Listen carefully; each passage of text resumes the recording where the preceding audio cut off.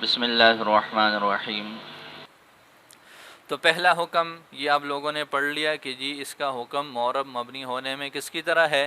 منادہ کی طرح۔ آگے ایک اور بات جو عام طور پر چل رہی ہے وہ یہ ہے کہ جی نطبہ میں چونکہ آواز کو لمبا کرنا مقصور ہوتا ہے، واویلا کرنا ہے، چیخنا ہے، چلانا ہے، تو اس کے لیے کیا ہونا چاہیے؟ لمبی آواز ہونی چاہیے۔ آواز کو طوالت دینے کے لیے مندوب کے آخر میں عام طور پر کیا لگا لیتے ہیں؟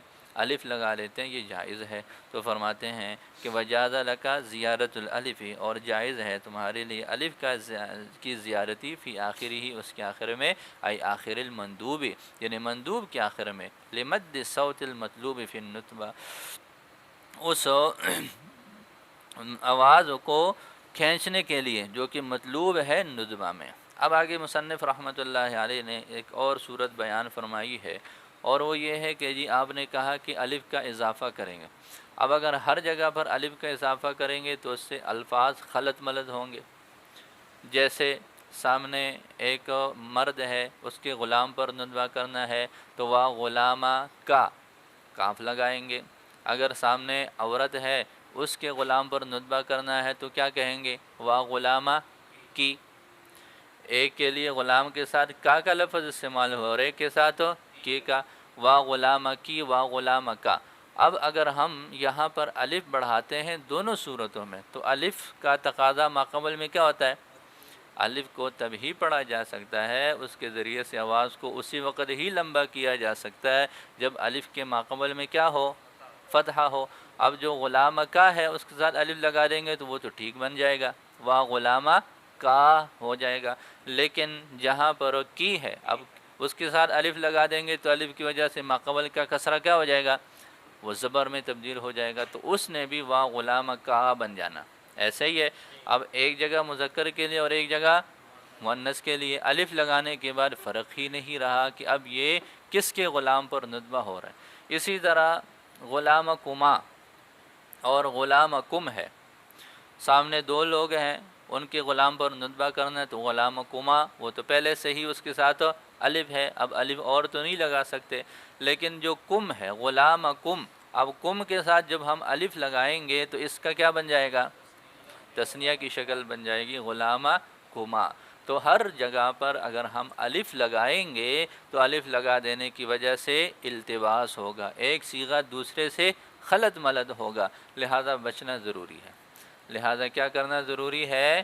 بچنا ضروری ہے۔ اس بچنے کی صورت یہ ہے کہ جہاں پر التباس ہونے کا خطرہ ہو وہاں پر ایسے کریں گے کہ جو مندوب ہے، مندوب کا جو آخری لفظ ہے، چاہے اس کے ساتھ ہم کا کی کو لگا دے یا اس کا آخری لفظ ہے، اگر وہ جو ہے اس کا خطرہ ہو التباس کا، تو جو مندوب کا آخری حرف ہے اس کی جو حرکت ہے، اس حرکت کا جو مجانس ہم جنس حرف مدہ ہے، ہاں وہ لگا دیں گے۔ کیا لگا دیں گے؟ اس کے ساتھ الف لگانا نہیں لگائیں گے، بلکہ واو اور یا میں سے کوئی ایک لگائیں گے۔ اب یہ واو لگانا ہے یا لگانا ہے، کس کو دیکھنا؟ اگر وہ ہے کی ہے تو کی کے ساتھ کیا لگ جائے گا؟ یا لگ جا دیں گے، تو لہذا وا غلامہ کی کے ساتھ کیا ہو جائے گا؟ وا غلامہ کی۔ اگر کم ہے تو یہ آپ لوگ پڑھ چکے ہو کہ یہ جو کم ضمیر ہے، میم اصل میں ساکن نہیں، اسی طرح ہم اور کم میں یہ جو میم ہے یہ حقیقت میں ساکن نہیں ہے بلکہ مضموم ہے۔ کیا ہے؟ وہ آسانی کے لیے، سہولت کے لیے اس کو ساکن کر دیا گیا، وگرنہ حقیقت میں یہ ساکن نہیں ہے، لہٰذا یہ مضموم ہے۔ اب اسی ضمہ کا لحاظ کریں گے تو ضمہ کا لحاظ کر کے کیا لگا دیں گے؟ واو لگا دیں گے، تو یوں بن جائے گا وا غلام کی اور وا غلام کمو ہو جائے گا۔ اس طرح مؤنث کا بھی فرق واضح ہو جائے گا۔ اور تو کیا کریں گے؟ طریقہ کار کیا ہے؟ طریقہ کار یہ ہے جہاں التباس کا خطرہ ہو وہاں پر ایسے کر لیں گے کہ مندوب کا جو آخری حرف ہے اس حرف کی جو بھی حرکت ہے اس حرکت کے موافق جو حرف مدہ ہے وہ لگا دیں گے، لہذا مسئلہ حل ہو جائے گا۔ فَإِنْ خِفْتَ اللُّبْسَ، اگر آپ کو التباس کا خوف ہو، کیا مطلب ہے؟ ای التباس ذالک اللفظ عند زیادت الالف بغیرہ، یعنی الف کی زیادتی کے وقت اس لفظ کے التباس کا اس کی غیر کے ساتھ آپ کو خوف ہو، عدل تھا تو تم عدل کرو گے، ہاں، پھر جاؤ گے الی حرف مدن، ایک ایسے حرف مدہ کی طرف، مجانسن جو ہم جنس ہو، لحرکتی آخر المندوبی، مندوب کے آخری حرف کی حرکت کے، کسرہ سے یا پھر کیا، الف تو پہلے لگا رہے ہیں نا، الف تو پہلے سے لگا رہے ہیں، اب حرف مدہ میں سے کون سے رہ گئے، کسرہ اور ضمہ۔ تو آگے صورت بیان ذکر کر رہے ہیں کہ کما اذا اردت ندبت غلامی مخاطبتن، اگر مخاطبہ کے غلام پر ندبہ کا ارادہ رکھتے ہو تم، یعنی سامنے والا وہ مؤنث کا غلام ہے اور کی لگانا ہے، تو تم کیا کہو گے، وا غلام کی، کیا لگا دیں گے، یا لگا کے یوں بنا دیں گے وا غلام کی، یوں نہیں کہیں گے وا غلام کا، اگر وا غلام کا لگائیں گے تو پھر کیا ہوگا، لِالْتِبَاسِهِ بِنُدْبَةِ غلام مخاطبن، مخاطب کے غلام پر ندبہ کے ساتھ التباس کی وجہ سے، اور وَإِذَا أَرَدْتَ، اور جب تم ارادہ کرو ندبۃ غلامی جماعتی مخاطبین، جب تم ارادہ کرو مخاطبین کے جماعت کے غلام پر ندبہ کرنے کا تو تم یوں کہو گے وا غلام کمو۔ اب وہی اعتراض کہ جی ہمیں تو کم پڑھایا جاتا ہے، یہ کمو جو ضمہ ہے یہ کہاں سے آیا، تو فرماتے ہیں اذ المیم اصلہ الضم، اس لیے کہ میم اس کے لیے اصل کیا ہے، اب لا وا غلام کما، غلام کماہ نہیں کریں گے کہ جی کم کے ساتھ الف لگا دیا، تو ایسا نہیں کریں گے، اگر ایسے کر لیے تو کیا ہو جائے گا، لِالْتِبَاسِهِ بِنُدْبَةِ غلامی مخاطبین اثنین، دو مخاطبوں کے غلام پر ندبہ کے ساتھ التباس کی وجہ سے۔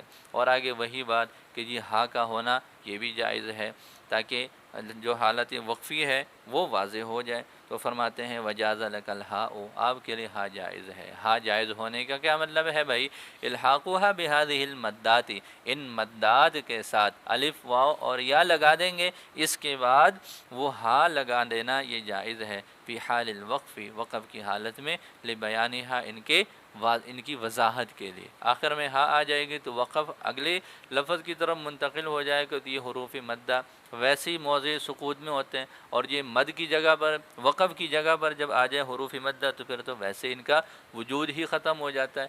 اس وجہ سے ان کو برقرار رکھنے کے لیے کیا طریقہ ہے کہ ان کے بعد آخر میں ہا لگا دو۔ ولا يندب الا المعروف، آگے مصنف رحمۃ اللہ علیہ نے ندبہ کا ایک اور حکم بیان فرمایا ہے، اور وہ یہ ہے کہ جی وہ آپ لوگوں نے وضاحت پڑھ بھی لی کہ ندبہ کس کا ہوتا ہے، معروف کا ہوتا ہے، مجہول کا نہیں ہوتا، اس لیے کہ ندبہ میں کیا بات کرنی مقصود ہوتی ہے کہ آدمی واویلا کر رہا ہے اور وہ کمالات بیان کر رہا ہے، تو وہ جس آدمی کے کمالات بیان کر رہا ہے لوگ اس کو پہچانیں گے تو پھر جا کر اس کو معذور سمجھیں گے اور اس کے ساتھ مشارکت کریں گے، اگر اس کو پہچانے ہی نہ تو پھر ظاہر ہے نہ تو وہ لوگ اس کو معذور سمجھیں گے اور نہ ہی اس کے ساتھ اس میں شریک ہوں گے۔ تو فرماتے ہیں ولا یندب، اور ندبہ نہیں کیا جاتا۔ پھر یہ معروف کا کس میں ہونا ضروری ہے، جو آدمی ہے کیا ہے، اب اس کے جانے کے بعد مصیبتیں کیا ہیں یہ سب لوگوں کو بتانا وہ مقصود نہیں ہوتا، اور یہ ہر جگہ ٹھیک بھی نہیں ہوتا۔ ولا یندب، اور ندبہ نہیں کیا جاتا، اب ندبہ نہیں کیا جاتا مگر معروف کا، ندبہ تو دو طرح کی چیزوں کا ہوتا ہے، وجودی اور عدمی، تو پھر فرمایا کہ من قسم المندوب المتفجع علیہ عدمن، متفجع علیہ عدمن، ہاں کی جو قسم ہے اس میں الا الاسم المعروف ہو، مگر کس پر ہو، ایسے اسم پر جو کہ معروف ہو، اب وہ چاہے علم ہو یا غیر علم ہو، الذی اشتہر المندوب بھی، جس کے ساتھ وہ مندوب کیا ہے، مشہور ہے، وہ اس کا نام ہے یا اس کا کوئی لقب ہے، یا ویسے علاقے میں اس کو اس نام کے ساتھ پہچانا جا رہا تھا تو اس چیز کے ساتھ، لیعذر النادب، تاکہ اس ندبہ کرنے والے کو معذور سمجھا جائے، بمعرفتی، اس کی معرفت کے ساتھ، فی ندبتی، اس کے ندبہ میں، والتفجع علیہ، اور اس پر تفجع کرنے میں اس کو معذور سمجھے، لہذا وا رجلا نہیں کہا جائے گا، وا رجلا نہیں کہا جائے گا، اس لیے کہ محض صرف لفظی رجل سے کوئی آدمی ایسا مشہور نہیں ہوتا کہ وہ اس کے ساتھ لوگ اس کو معروف جانتے ہوں، مشہور کرتے ہوں، اس کے ساتھ ایسا نہیں ہوتا، اس کی طرف ذہن بھی منتقل نہیں ہوتا۔ इज़ मश्तहरा इसलिए कि मशहूर नहीं हुआ बिहाज़ल लफ्ज़ी इस लफ्ज़ के साथ मंदूबन ख़ासन कोई ख़ास मंदूब इंतक़ल ज़हन इलैहि जिसकी तरफ जहन मुंतकिल होता हो व युअरफ़ु बिही और उसके साथ उसको जाना जाता हो लियुअज़र नादिबु ताकि नुदवा करने वालों को माजूर समझा जाए बिन नुदवत अलैहि उस पर नुदवा करने के साथ। तो रजुल ये कोई ऐसा लफ्ज़ नहीं है जिसकी वजह से कोई इतना मारूफ और मशहूर हो जाए। इस वजह से वा रजुला का जो लफ्ज़ है ये नुदबा में इस्तेमाल करना ठीक और दुरुस्त नहीं है। बात समझ आ गई? तो क्या पढ़ा अभी तक कि जी हा लगाएंगे और अलिफ़ लगाएंगे आवाज़ को तिवालत के लिए, फिर अगर अलिफ़ का इल्तिबास हो तो फिर या लगाएंगे मौका महल के एतबार से या वाव लगाएंगे। इसके बाद अगली बात ये पढ़ ली कि जी नुदवा किसका होता है, मारूफ़ और मशहूर का होता है। जो इसके अलावा गैर मारूफ़ और गैर मशहूर है उसको मंदूब नहीं बनाया जाता। आगे मुसन्निफ़ रहमतुल्लाहि अलैह ने एक और मसला बयान फरमाया है और वो ये है कि अगर बिलफ़र्ज़ ऐसे हो जाए कि मंदूब वो मौसूफ़ हो और आगे उसकी सिफ़त हो, क्या हो, जिसका नुदबा करना है वो मौसूफ़ है और आगे उसके साथ सिफ़त लगी हुई है, तो अलिफ़ का जो आप लोगों ने कहा कि इजाफ़ा करेंगे आवाज़ को तिवालत देने के लिए, वो कहाँ पर करेंगे, मौसूफ़ के आखिर में करेंगे या फिर सिफ़त के आखिर में करेंगे। और इसी तरह अगर वो मुज़ाफ़ और मुज़ाफ़ इलैह वाक़े हो जाए, क्या हो जाए, अगर मंदूब जो है वो इजाफ़त की शक्ल में हो है तो फिर कहाँ पर इजाफ़ा करेंगे, मुज़ाफ़ के आखिर में करेंगे या मुज़ाफ़ इलैह के आखिर में करेंगे। तो मुज़ाफ़ इलैह के आखिर में तो वो फरमाते हैं कि जी मुज़ाफ़ इलैह इजाफ़त की शक्ल में जब हो तो वहाँ पर मुज़ाफ़ इलैह के आखिर में ही करेंगे, मुज़ाफ़ के आखिर में नहीं करेंगे। इस पर तो इत्तिफ़ाक़ हो गया कि अगर इजाफ़त की शक्ल में वाक़े है, नुदबा करने वाली जो चीज़ है, मंदूब जो चीज़ है वो इजाफ़त की शक्ल में है, तो कहाँ पर लाएंगे अलिफ़ को, मुज़ाफ़ इलैह के। जैसे अमीरुल मोमिनीन है, अमीरुल मोमिनीन पर नुदबा करना है तो क्या कहना, या अमीरुल मोमिनीना, क्या कहेंगे, या अमीरुल मोमिनीना। अलिफ़ का इजाफ़ा कहाँ पर हुआ, मुज़ाफ़ इलैह। तो पहली बात समझ आ गई, अगर मंदूब मुज़ाफ़ और मुज़ाफ़ इलैह हैं तो अलिफ़ कहाँ पर लगाएंगे, मुज़ाफ़ इलैह के आखिर में, और इसमें किसी का कोई इख्तिलाफ़ नहीं है। अगर मौसूफ़ और सिफ़त हो, मौसूफ़ और सिफ़त हो तो फिर क्या करेंगे, इसमें इख्तिलाफ़ है। जमहूर हज़रात ये फ़रमाते हैं कि जी जो अलिफ़ होगा अलिफ़ का इजाफ़ा हम करेंगे इसके साथ, मौसूफ़ के साथ, सिफ़त के साथ नहीं करेंगे। अलिफ़ का इजाफ़ा कहाँ पर होगा, मौसूफ़ में होगा, सिफ़त में नहीं होगा। तो लिहाजा हम यूँ कहेंगे वा, हाँ, वा ज़ैदाहु अत्तवील, क्या करेंगे, वा ज़ैदाहु अत्तवील जी। वमतना और मुमतने है इल्हाक़ुल अलिफ़ी, अलिफ़ का इल्हाक़ बिसिफ़तिल मंदूबी, किसके साथ हो, मंदूब की सिफ़त के साथ अलिफ़ का इल्हाक़ ये मुमतने है। बल यजिबु, बल्कि ज़रूरी है, अन युल्हक़ बिल मौसूफ़ी, कि उसका इल्हाक़ कर लिया जाए किसके साथ हो, मौसूफ़ के साथ। जैसे वा ज़ैदाहु अत्तवील, ठीक हो जाएगा। अब जो लोग कहते हैं कि जी मौसूफ़ के साथ नहीं होना चाहिए, सिफ़त के साथ होना चाहिए, वो कहते हैं कि जी मुज़ाफ़ और मुज़ाफ़ इलैह में हम क्या करते हैं, इत्तिफ़ाक़ी तौर पर मुज़ाफ़ इलैह के साथ अलिफ़ लगाते हैं। तो जैसे मुज़ाफ़ इलैह के साथ लगाते हैं तो यहाँ पर भी क्या होना चाहिए, सिफ़त के साथ लगाना चाहिए। हर एक की अपनी दलील है, हर एक की अपनी दलील है। वो कहते हैं कि जी मुज़ाफ़ और मुज़ाफ़ इलैह क्या होते हैं, मुज़ाफ़ और मुज़ाफ़ इलैह लफ्ज़ी एतबार से एक दूसरे के जुज़ हैं, ऐसे ही है। लेकिन वो फरमाते हैं कि जी देखिए हम कहते हैं किताब ज़ैदिन, किताब और ज़ैद, ये किताब ज़ैदन मिलकर एक चीज़ का नाम है, ऐसे ही है, लफ्ज़ी एतबार से दोनों मिलकर एक चीज़ बनाते हैं। उसमें वो फरमाते हैं कि ज़ात के एतबार से दोनों बिल्कुल अलग अलग हैं, किताब की ज़ात अलग है, ज़ैद की ज़ात तो मानवी एतबार से वो बिल्कुल एक दूसरे से अलग अलग हैं। फिर भी वो क्या कहते हैं कि जी मुज़ाफ़ इलैह के आखिर में अलिफ़ लगाओ। तो ये जो मौसूफ़ और सिफ़त होते हैं, मौसूफ़ और सिफ़त में हम कहते हैं किताबुन जदीदुन, तो जदीदुन क्या चीज़ है, बोलो, صفت ہے، اور وہ جدید کا مصداق کیا ہے؟ کتاب ہی ہے نا۔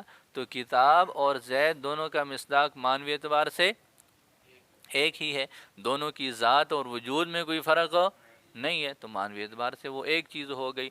تو وہ فرماتے ہیں کہ جس طرح لفظی اعتبار سے دو چیزیں آپس میں مل کر ایک چیز بناتی ہیں تو پھر ہم آخر میں الف لگاتے ہیں، تو اسی طرح کیا ہونا چاہیے؟ جو معنوی اعتبار سے ایک چیز ہے، ہاں، وجود ان دونوں کا بالکل ایک ہے، تو اس اعتبار سے بھی وہ موصوف اور صفت کو کیا مانتے ہیں؟ گویا ایک ہی چیز مانتے ہیں۔ لہذا وہ یہ کہتے ہیں کہ کہاں پر الف ہونا چاہیے؟ صفت کے آخر میں ہونا چاہیے۔ یہ امام یونس کا نظریہ ہے۔ کن کا نظریہ؟ امام یونس کا۔ وہ فرماتے ہیں کہ جی موصوف اور صفت معنوی اعتبار سے، ذات کے اعتبار سے، وجود اور وقوع کے اعتبار سے دونوں اس کے وہ ایک ہی چیز مراد ہے۔ جس چیز سے کتاب مراد ہے اسی چیز سے بولو جدید بھی مراد ہے، تو دونوں کا مصداق ایک ہے۔ جبکہ یہ حضرات فرماتے ہیں کہ نہیں، وہ ہو جائے گی معنوی حیثیت۔ وہ کیا ہو جائے گی؟ لفظی حیثیت یہ ہے کہ جی مضاف اور مضاف الیہ میں دیکھے جب ہم مضاف کو ذکر کرتے ہیں، جب تک مضاف الیہ کو ذکر نہیں کرتے لفظ کی تکمیل ہوتی ہے؟ بولو، مضاف کے ساتھ مضاف الیہ کا ہونا یہ لفظ کی تکمیل کے لیے ہے، ایسے ہی ہے۔ لہذا لفظی اعتبار سے وہ جز ٹھہرا۔ اور موصوف اور صفت میں کیا مسئلہ ہے؟ موصوف کو ذکر کر لیا تو بات پوری ہے۔ آپ کہتے ہیں اشتریت کتاباً، میں نے کتاب خریدی، اس کے ساتھ آپ جدید کا لفظ لگائے یا نہ لگائے، قدیم کا لفظ لگائے یا نہ لگائے، یہ بات آپ کی پوری ہے کہ نہیں؟ میں نے کتاب خریدی، اب وہ کتاب کون سی ہے؟ نئی ہے، پرانی ہے؟ اس سے زیادہ وضاحت تو ہو سکتی ہے، ہاں، زیادہ توضیح تو ہے اس میں، لیکن اس کی وجہ سے کتاب کی ذات ناقص نہیں ہے کہ ہے ناقص؟ بولو، تو لفظی اعتبار سے موصوف کامل ہے، وہ تام ہے، اس کو اپنی ذات کے لیے صفت کی کوئی ضرورت ہو، اس سے زیادہ وضاحت ہو سکتی ہے، تشریح ہو سکتی ہے، ذات اس کی کامل ہے۔ تو یہ حضرات یہ فرماتے ہیں کہ جی موصوف، اور پھر نحوی کی جو نظر ہوتی ہے وہ الفاظ کی طرف ہوتی ہے۔ نحو کا تعلق کس سے ہے؟ الفاظ کے ساتھ۔ لفظی اعتبار سے یہ ہے کہ موصوف صفت کے بغیر تام ہے، لہذا جو تام ہوا تو وہی مستقل لفظ ہوا، اسی پر سارے احکامات جاری ہوں گے، تو اصل مندوب موصوف ہی ہے۔ الف کا جو اضافہ ہوگا کہاں پر ہوگا؟ موصوف کے آخر میں ہوگا، صفت کے آخر میں۔ اور امام یونس نے کیا فرمایا؟ امام یونس یہ فرماتے ہیں کہ جی دیکھیں مضاف اور مضاف الیہ وہ ذات کے اعتبار سے الگ الگ چیزیں ہیں، پھر بھی ہم الف کہاں پر لگاتے ہیں؟ مضاف الیہ کے آخر میں۔ تو موصوف اور صفت کی تو ذات کیا ہے؟ وہ بالکل ایک ہے، تو اس وجہ سے امام یونس فرماتے ہیں کہ الف کا اضافہ کہاں پر ہونا چاہیے؟ وہ صفت کے آخر میں ہونا چاہیے۔ جی دیکھیں، وامتنع، اور ممتنع ہے الحاق الالف، الف کا الحاق بصفت المندوب، مندوب کی صفت کے ساتھ، بل یجب، بلکہ یہ واجب ہے، ان یلحق، کہ اس الف کا الحاق کر لیا جائے بالموصوف، موصوف کے ساتھ، جیسے وزیداہ الطویل، یوں کہیں گے، لأن اتصالہ بالصفت، اس لیے کہ اس کا موصوف کا صفت کے ساتھ اتصال لیسا کا اتصال المضاف بالمضاف الیہ، یہ مضاف کا مضاف الیہ کے ساتھ اتصال کی طرح نہیں ہے۔ موصوف کی ذات اپنی ذات کے اعتبار سے کامل ہے، اور مضاف کی جو ذات ہے اس کی تکمیل لفظی اعتبار سے کس سے ہونی ہے؟ مضاف الیہ سے ہونی ہے، دونوں میں بہت فرق ہے۔ لأنہ جیء، اس لیے کہ مضاف الیہ کو لایا جاتا ہے لتمام المضاف، مضاف کی تمامیت کے لیے، فہو کالجزء، لہذا مضاف الیہ مضاف کے لیے لفظی اعتبار سے کیا ہوا؟ جز کی طرح ہوا، بخلاف صفت کے، فإنہ جیء بہا، اس لیے کہ صفت کو لایا جاتا ہے بعد تمام الموصوف، موصوف کے تمام ہونے کے بعد۔ موصوف کو ذکر کر لیا بس وہ تام ہے، آگے صفت کا لفظی اعتبار سے اس کے ساتھ کوئی وہ اس کا محتاج نہیں ہے۔ کیوں لایا جاتا ہے؟ للتخصیص، محض کس کے لیے؟ تخصیص کے لیے صفت کو لایا جاتا ہے، اور تضیح یا پھر توضیح کے لیے۔ فلہذا، پس اس وجہ سے، یا جائز ہے یا امیر المؤمنین، ولم یجز، اور جائز نہیں ہے، وزید الطویلہ، وزید الطویلہ، یعنی صفت کے آخر میں الف کا اضافہ جائز نہیں ہے۔ خلافاً لیونس، امام یونس کے خلاف کرتے ہوئے، فإنه یجوز، پس بے شک وہ جائز قرار دے دیتے ہیں کس چیز کو، الحاق الالفی بآخر صفہ، صفت الف کے الحاق کو صفت کے آخر کے ساتھ، فإن اتصال الموصوفی، اس لیے کہ موصوف کا اتصال بصفت، صفت کے ساتھ، وإن كان فی اللفظ انقص، اگرچہ لفظوں میں یہ ناقص ہے اس اتصال سے جو مضاف اور مضاف الیہ کے درمیان میں ہے، الا انہ اتم، مگر یہ کہ وہ تام ہے، من جہت المعنی، معنی کے اعتبار سے، لاتحادہما بالذات، ان کا ذات کے اعتبار سے متحد ہونے کی وجہ سے۔ فإن الطویل، اس لیے کہ اس مثال میں طویل اور زید، یہ جو طویل ہے ہوا زید، وہ زید ہی ہے، طویل سے کون مراد ہے، زید، لا غیر، نہ کہ غیر، بخلاف المضاف والمضاف الیہ، بخلاف مضاف اور مضاف الیہ کے، فإنہما متغایران، پس بے شک وہ دونوں ذات کے اعتبار سے کیا ہے، متغایر ہیں۔ امام یونس نے اپنی اس بات کو ثابت کرنے کے لیے ایک جو ہے وہ مقولہ بھی پیش کیا ہے، ان رجلا ضاع له قدحان، کہ ایک آدمی تھا اس کے 2 پیالے گم ہو گئے، فقال، وہ کہنے لگا، وجمجمتی الشامیتینا، وہ ان پر ندوہ کر رہا ہے کہ اے میرے 2 شامی پیالے، وہ چونکہ گم ہو گئے، اس نے بڑی مشقت سے جو ہے ان کو حاصل کیا تھا، بڑا ان سے پیار تھا، لہذا اب وہ ان کے گم ہو جانے کی وجہ سے کیا کر رہا ہے، واویلا کر رہا ہے، وجمجمتی الشامیتینا، اے میرے شامی 2 پیالے۔ اور آگے الجمجمۃ القدح، جمجمہ سے مراد یہاں پر قدح مراد ہے، پیالہ مراد ہے۔ یہ وضاحت کیوں کی؟ پہلی بات تو یہ ہے کہ یہ استدلال ٹھیک نہیں ہے، اس لیے کہ یہ شاذ ہے، یہ استدلال قابل استدلال نہیں ہے، شاذ ہونے کی وجہ سے، اور شذوذ کا کوئی اعتبار نہیں ہوتا۔ دوسرا، یہ جو جمجمہ کا لفظ ہے اس سے مراد کیا ہے؟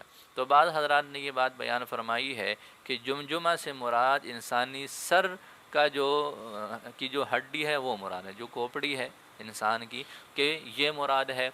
اور یہاں پر شارح نے کیا فرمایا کہ نہیں جی، وہ جمجمہ سے مراد سر کی ہڈی مراد نہیں ہے بلکہ پیالہ مراد ہے۔ اس وجہ سے بہت ساری باتیں دیکھیں، یہاں جمجمتین ہے، 2 جمجمہ، اب سر کی ہڈی تو کتنی ہوتی ہے، ایک ہی ہوتی ہے، 2 نہیں ہوتی۔ پھر اس کی صفت لائی گئی ہے شامیتین، کیا ہے کہ وہ سر کی ہڈی کون سی والی ہے، شام سے منگوائی ہوئی تھی، تو اس وجہ سے سر کی جو ہڈی ہوتی ہے وہ شامی یا بغدادی یا مکی حجازی نہیں ہوتی، بلکہ وہ کیا ہوتی ہے، پیدائشی ہوتی ہے، پیدائشی ہوتی ہے نا، ہاں، وہ دور الگ تھا اور یہ دور الگ ہے۔ اب انسانی اعضاء کا بھی کیا ہوتا ہے، یہ جتنے بھی آج کل کڈنیپ کا ہو رہا ہے، ہاں، بچوں کو اٹھایا جا رہا ہے، یہ کیا کرتے ہیں، انسانی اعضاء کا آگے سپلائی کر لیں، تو یہ اعضاء پھر آگے استعمال ہوں گے، تو لہٰذا وہ آگے جس کو لگنے والے وہ کہتے ہیں کہ یہ میرے گردے پاکستانی ہیں، یہی دل نکالتے ہیں، گردے نکالتے ہیں، اس طرح کی چیزیں نکال کے وہ بچوں کو چیر کر پھر پھینک دیتے ہیں، ایسے ظالم لوگ ہیں، اللہ تعالیٰ سب کی حفاظت فرمائے۔ فیصل آباد میں تو بہت زیادہ ہے، تو اس وجہ سے یہ دور الگ ہے اور وہ دور الگ تھا، تو اس دور میں کوئی یہ کہہ دے کہ میرے شامی 2 سر، تو اس وجہ سے یہ وہاں پر قابل قبول نہیں ہے۔ لیکن بعض حضرات نے اس کی توجیہ یہ لکھی ہے کہ جمجمہ سے مراد پیالہ ہی ہے، لیکن پیالہ وہ یہاں پر جو ہے جمجمہ سے مراد سر کی ہڈی ہے، مراد تو پیالہ ہے، لیکن اس جمجمہ کے لفظ سے کیا مراد ہے، وہ سر کی ہڈی، اس لیے کہ بڑے جو پیالے ہوتے تھے ان کو مستقل سر کے اوپر رکھا جاتا تھا، اس وجہ سے سر کے ساتھ اس کی خاص مناسبت ہوتی تھی، تو اس اعتبار سے جمجمہ سے مراد سر کی ہڈی ہی ہے لفظی اعتبار سے، لیکن معال کے اعتبار سے وہ کیا ہے، وہ پیالے ہی مراد ہے۔ جی، تو آخر میں کیا مسئلہ پڑا کہ جی اگر مندوب ہو موصوف اور صفت کی شکل میں تو الف کا اضافہ کرنا ہو تو کہاں پر کریں گے؟ جمہور نے فرمایا کہ موصوف کے آخر میں الف لگائیں گے، امام یونس نے فرمایا کہ صفت کے آخر میں لگائیں گے۔ وہ یہ فرماتے ہیں کہ جی مضاف اور مضاف الیہ ہیں، تو جیسے مضاف الیہ کے آخر میں الف کا اضافہ ہوتا ہے، صفت کے آخر میں الف کا اضافہ اس طرح ہونا چاہیے۔ وجہ کیا؟ 2 جہتیں ہیں دونوں لفظوں میں، مضاف اور مضاف الیہ اور موصوف اور صفت میں 2 حیثیت ہے، لفظی حیثیت اور معنوی حیثیت۔ لفظی حیثیت کے اعتبار سے مضاف اور مضاف الیہ مل کر ایک جز بناتے ہیں، اور ایسے ہے کہ مضاف ایک جز ہے اور مضاف الیہ اس کا دوسرا جز ہے کہ مضاف الیہ مضاف کے ساتھ جب تک مضاف الیہ کو ذکر نہیں کیا جاتا اس وقت لفظی اعتبار سے مضاف تام نہیں ہوتا۔ تو لفظ کے اعتبار سے مضاف اور مضاف الیہ یہ کیا ہے؟ یہ ایک حیثیت ہے دونوں کی، دونوں ایک دوسرے سے الگ نہیں ہے۔ معنوی حیثیت سے مضاف اور مضاف الیہ دو الگ الگ چیزیں ہیں، اور موصوف اور صفت میں کیا ہوتا ہے؟ لفظی حیثیت سے وہ دونوں بالکل الگ ہیں۔ موصوف اپنی ذات کے اعتبار سے تام ہے، اپنا وجود اور ذاتی اعتبار سے، لفظی اعتبار سے اس کی صفت کی کوئی ضرورت نہیں ہے۔ ہاں صرف وضاحت ہو سکتی ہے، اس طرح کی جو ہے اس کا کوئی مقصد ہو سکتا ہے، نہ کہ اس کی ذات کے اعتبار سے تخصیص ہو سکتی ہے، وہ توضیح ہو سکتی ہے، لیکن ذات کے اعتبار سے موصوف جو ہے وہ لفظی اعتبار سے تام ہے۔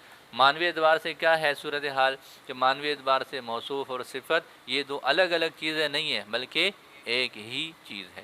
امام یونس نے کیا فرمایا کہ جی جیسے مضاف اور مضاف الیہ لفظی اعتبار سے ایک ہیں تو مضاف الیہ کے آخر میں الف لگا دیا، اسی طرح معنوی اعتبار سے موصوف اور صفت بھی کیا ہے؟